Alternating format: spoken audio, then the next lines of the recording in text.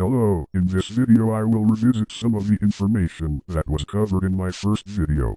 Don Harkin wrote his article that, in December of 2001, in the 9 years since, the world has changed.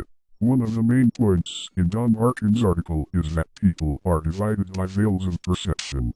These divisions can be thought of as layered, with each layer being made of 10% of the layer before it. Don Harkin's model is shown here in green, with 10% being the key number.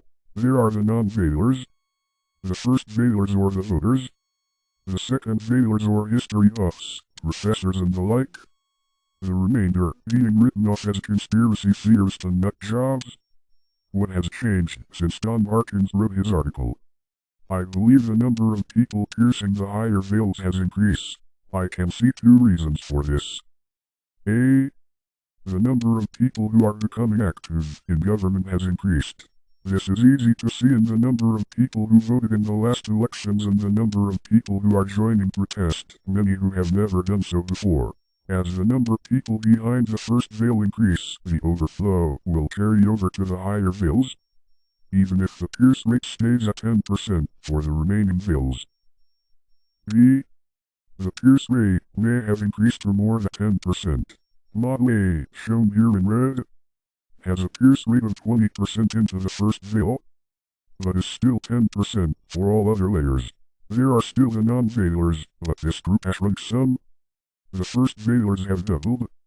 All other groups have grown in proportion.